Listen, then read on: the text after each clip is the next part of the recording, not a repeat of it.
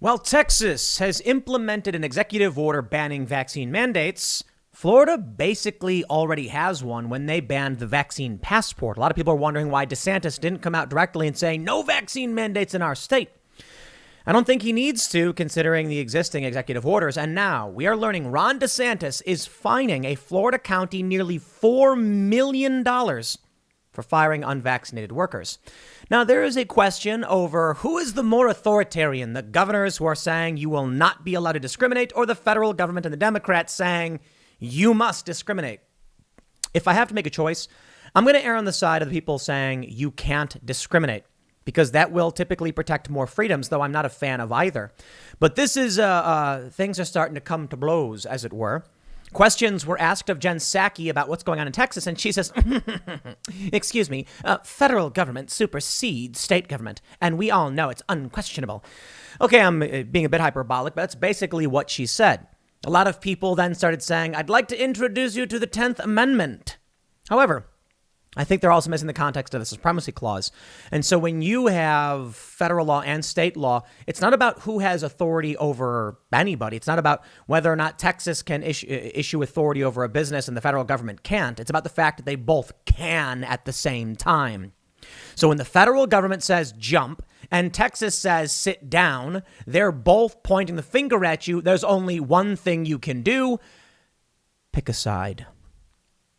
Now we're starting to see it more and more. The fissures are before our eyes, my friends. Never have we been closer to a real civil war. Yeah, okay. Get it out of your systems. All leftists who are like, it'll never happen. It can't happen here. No, I think the actual leftists are like, we're dangerously close. I think the establishment Democrats are like, no. But I think you take a look at what's going on with the states and the federal government.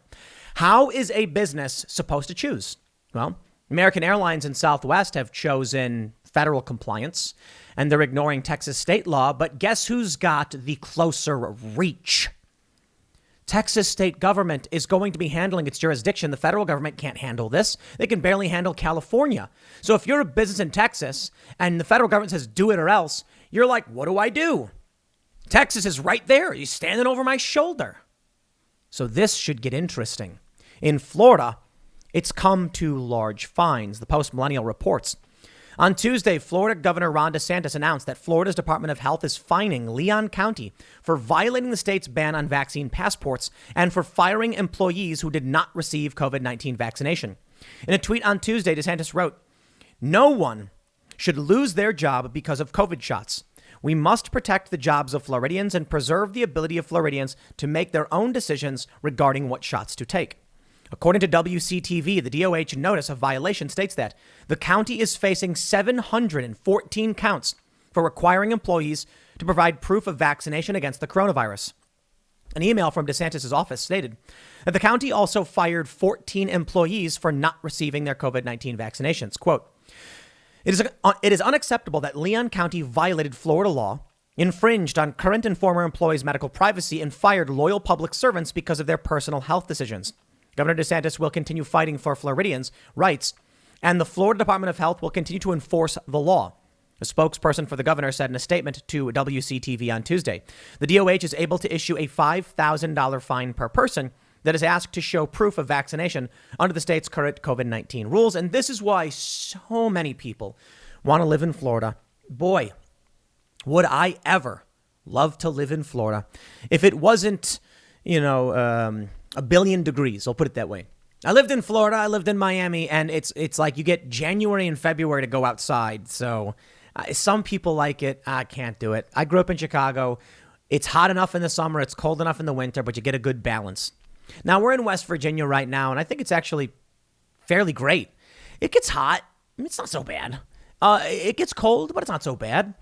It's a good spot. A lot of trees, a lot of deer. Yeah, I'm digging it. And good freedom. Not perfect, though. West Virginia does not have what Florida has. And it may be due to the fact that the eastern portion of West Virginia has a whole bunch of D.C. expats, as it were, fleeing the city, or just, trying to live in a state where they have freedom. And then they bring liberal policies, which slowly shift the state towards blue, even though it is overwhelmingly red. Don't get me wrong. There's just some counties. They're going to say, Leon County reportedly issued its order for county employees to be fully vaccinated against COVID in July. with a deadline to receive the proper shots by October 1st. In September, County Administrator Vince Long said that Leon County's mandate would hold up in court. Quote, "We believe that requiring our employees as a condition of employment to become vaccinated is illegal. Long said. It's permissible. The EEOC agrees with us. The DOJ agrees with us. Federal district courts agree with us. And we also believe that it's not inconsistent with Florida law. The DOH has reportedly given Leon County 30 days to pay the fine." Well, let's take a step over to see what's happening with the federal government, how they're responding to this. Townhall.com tweeted this little bit from Jen Psaki. Let me just actually play the audio for you so you can hear it. Going back to Texas, what is the president's message to businesses in Texas? You mentioned several of them who are based there. Yeah. When it comes to what the federal guidance is now, and now with the state executive order, what would the president say to those companies as they're determining what they should be doing right now for their vaccine mandates? Well, we know that federal law overrides state law. I would note that earlier when we put out our guidance on the president's announcement about mandates several weeks ago, it made clear that, again, as I said earlier, requirements are promulgated pursuant to federal law and supersede any contrary state or local law or ordinance. Additionally, nothing in this guidance excuses noncompliance with any applicable state law or municipal ordinance. We put out guidance several weeks ago conveying that clearly. But fundamentally, it's not so cut and dry. A lot of people immediately started saying 10th Amendment, started trending, but people then accurately, I believe to a certain degree, pointed out the Supremacy Clause. Cornell.edu says the Supremacy Clause, Article 6, Paragraph 2 of the U.S. Constitution is commonly referred to as the Supremacy Clause. It establishes that the federal Constitution and federal law generally take precedence over state laws and even state constitutions. It prohibits states from interfering with federal government's exercise of its constitutional powers and from assuming any functions that are exclusively entrusted to the federal government. It does not, however, allow the federal government to review or veto state laws before they take effect. Now, I am no lawyer. I am but a humble internet man yelling at a camera. But I have already noticed a hole in the argument from both sides. The 10th Amendment, they say. Yeah, that powers not specifically given to the government are reserved for the states. But the Supremacy Clause in the Constitution actually says that federal law supersedes state law generally.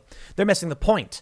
There is not a law in Texas saying that the federal government is barred from enforcing its mandates. They just say you can't have a mandate here. In fact, they don't mention the federal government at all. And the federal government doesn't have an executive order. In fact, there isn't one yet, saying that Texas isn't allowed to ban anybody. Neither interfere with each other.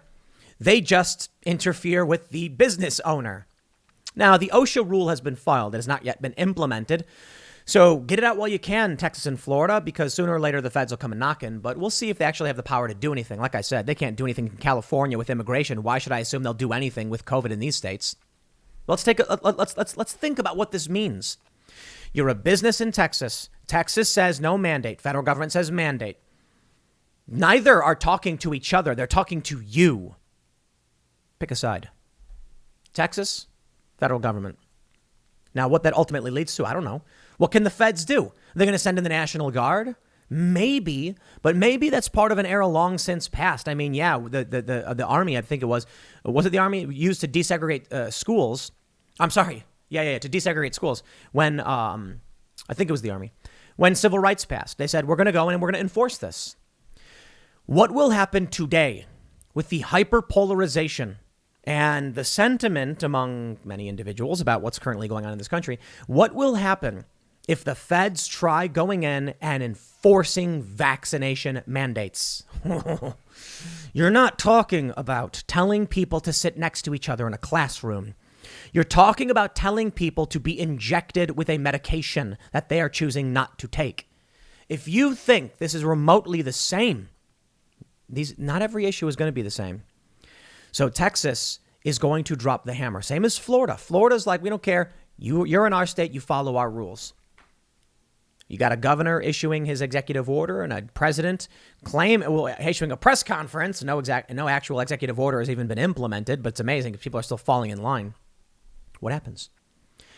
I don't know, but I do believe this is bringing us closer than ever to civil war, I think people need to understand how much of a reality it may actually become.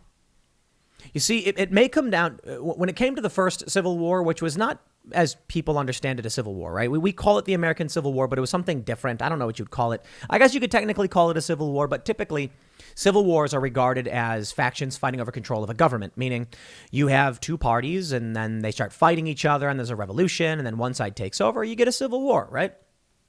In the United States, what we had was a bunch of states in a union saying we out.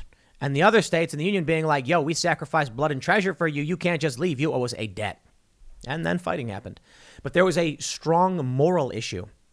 Slavery. Many people in the North, it wasn't about preserving the Union. It was about ending slavery, period. Not for everybody, but for a lot of people. In the South, it was principally about slavery. But politically, it was the federal government shouldn't be interfering in our laws and what we should be doing. And it's really interesting because we're facing something similar today. But there's no great moral injustice that's riling people up, except for maybe potentially now vaccine mandates and maybe something like abortion. There have been many conservatives who have said that the issue of abortion may end up one day like the issue of slavery, with many people with there being a war to end what they view as atrocious behavior, atrocities. I don't know about that. Because the right seems to be too individualistic and they're not rally around this. But what happens when you have the issue of, well, Texas, for instance? I mean, they passed a particularly restrictive abortion bill and they've also said no mandates. What happens when the federal government comes in and says, we're going to do what we want? Texas already has its sentiment towards secession because they used to be their own country. My understanding is that Texas was, the U.S. said, Texas, do you want to be 5 states? And they're like, nah, we'll be 1 state. You got New Hampshire talking about secession. What happens when any one of these states just says no to the federal government?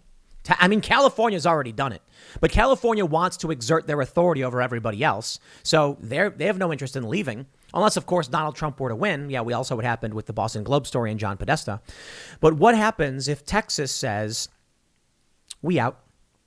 What happens if the federal government tries to serve some kind of warrant or whatever, or tries to go after a business in Texas? Let's say there's a chain of restaurants called Timmy Tom Sandwiches in Texas, and they've got 300 employees at their company in a bunch of different locations.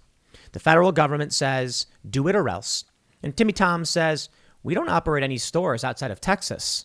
So our biggest fear is the Texas government, not the federal government. What happens then when the federal government says, if you don't do as you're told, because you got to pay taxes to the Fed, we're going to come and enforce? Will Texas defend this business? I don't know. I genuinely do not know.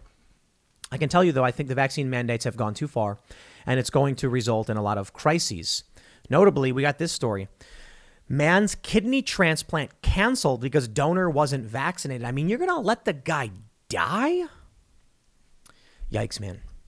So when you see something like this from Ron DeSantis, this $4 million fine, it screams presidential in my opinion. And I think he might run. Now, let's take a look at what's going on. We got DeSantis here, right? DeSantis' Columbus Day proclamation pushes back against those who would defame the explorer. DeSantis called Columbus a singular figure in Western civilization. Trump couldn't even stand up on these issues. Yes, it's Columbus Day. Christopher Columbus had his problems. So did everybody else back then. But you see, this country is rooted in European colonization. That's just a reality.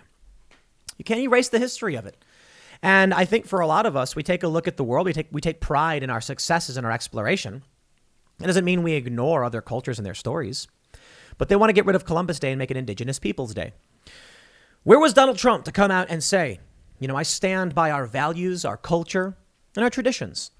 And I'm not a traditionalist, but I certainly think there are some things that are considered tradition that we should, we want to uphold. The right of the innocent until proven guilty. Things like that. Donald Trump was behind the curve. He certainly became an avatar of the anger for so many people, but he didn't understand. Ron DeSantis, he's a younger guy. He knows how to play the game. He knows what actions to take. And I think while he's far from perfect, he's doing things that are good. Can Ron DeSantis beat a Donald Trump in a Republican primary is the big question. I honestly don't know. But I will tell you this. I don't like Republican policy for the most part. And that's because they're the Washington Generals and the Democrats are the Harlem Globetrotters, right? But I will say as a moderate, I look at the Republican Party like, I guess I'll take it. I mean, the Democrats used to be in favor of stronger borders. And I was like, that's easy.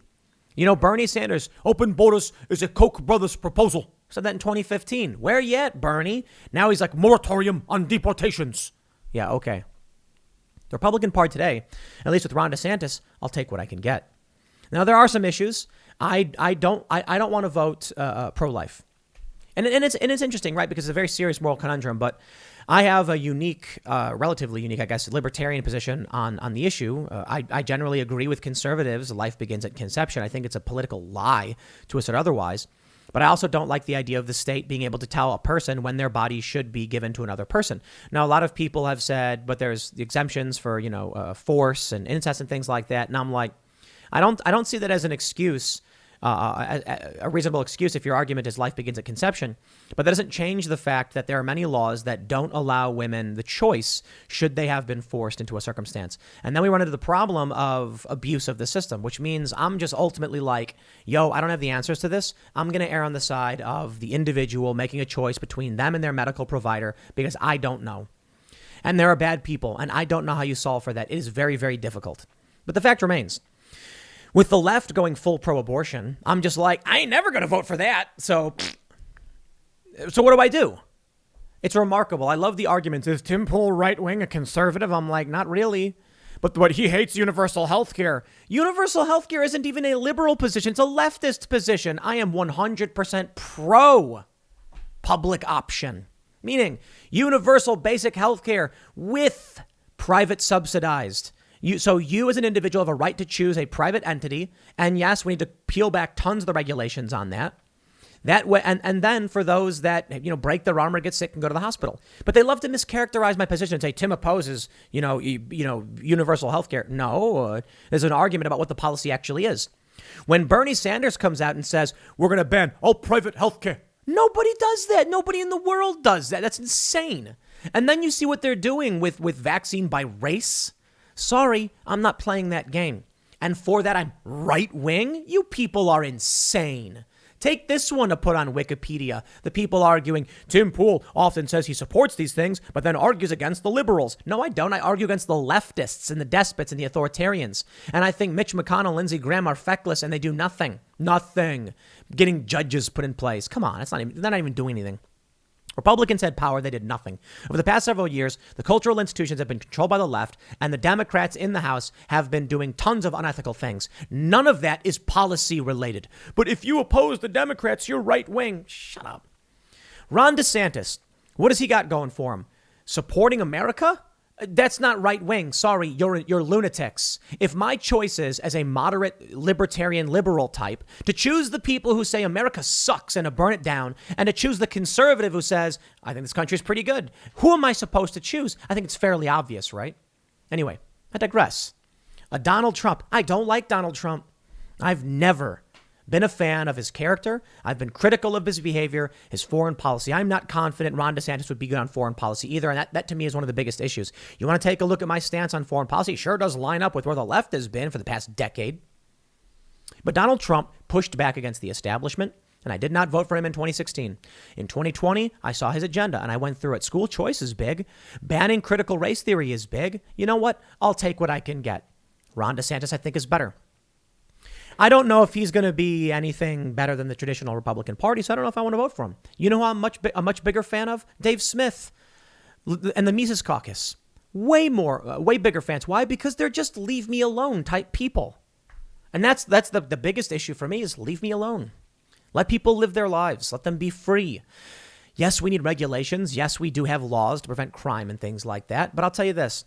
My ideal version of this country is a well-informed, left-leaning libertarian country. And what does that mean, left libertarian? It means people agree on certain systems that are regulated, held accountable, social welfare programs, universal basic health care, meaning if you break your arm, if you get the flu, if you don't know what you got, we'll treat you. But you'll need private insurance for the more serious ailments, and people should have that choice to choose a better provider. But if you break your arm, we can't have poor people going around, seriously injured, and we need to have some basic level. That's my ideal. Now, the challenges with left libertarianism is that I don't believe we should be able to force anyone to pay into a system they don't want to pay into, which makes it extremely difficult. And so then I say, well, at least with the right libertarians, we can have left libertarianism pockets. We can have our own community where we say everybody pitch in because we're all going to do a big pool for healthcare. You can do it. No one's stopping you. So ultimately, I just view a decentralized power structure as being the best possible system. Not perfect, best possible. Far from perfect, but I think the Republican system of the United States, not the Republican Party, like the Republic and the Electoral College, are brilliant mechanisms. We need to preserve those. They've done a good job. We also need substantial reform. So I wouldn't call myself a revolutionary. I would say that on economic policy, I certainly lean left. I think we need to have, in my opinion, social programs, but they have to have a function of harsh accountability. And so long as they don't, they're worthless. So before anyone says we should implement universal basic anything, I say there needs to be a mechanism in place for which these programs fail and collapse and cease to exist in the event they don't work. The problem right now with the left is that I certainly think there are ways that we can, like the fire department works fantastically. The police department, in my opinion, works pretty damn well. Not perfectly. EMS works pretty well. Okay. So how can we take a look at that and figure out why it's working? Why is the fire department working so well? Well, it could be that their job's relatively simple. Go and put out a fire to the best of your abilities. There's no process. There's no judicial process. There's no political argument.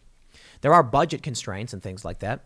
I certainly think we can find ways to make this stuff work. The post office needs help. The problem is when a system becomes bloated and it's subsidized by the government, it can't fail. And if it can't fail, you end up with a festering wound.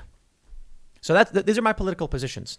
But I will absolutely vote for Ron DeSantis if he is the one candidate saying Columbus Day. If he is the one candidate saying you can't discriminate against people. It's not about policy. It's about quite literally freedom and leave me alone. And you know what that's going to mean? Many people are going to feel the same way. And you're going to end up seeing a DeSantis or somebody win. I think Trump's the wrong choice. I absolutely do. Ron DeSantis is younger. He's quick-witted. He understands the media game better. They'll come after him hard, but I think he would do a substantially better job. We'll see how things play out.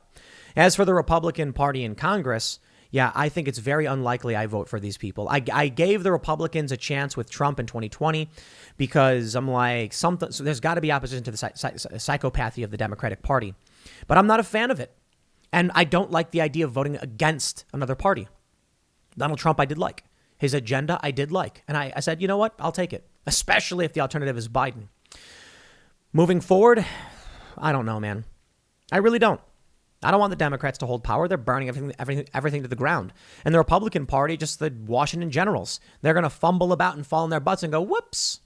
At least with the Mises Caucus, we'll get Press Secretary Michael Malice. I'll take that. I don't have all the answers. But I can say I do appreciate DeSantis telling people you can't discriminate and standing up. So I'll leave it there. Next segment's coming up at 4 p.m. over at youtube.com/Timcast. Thanks for hanging out, and I'll see you all then.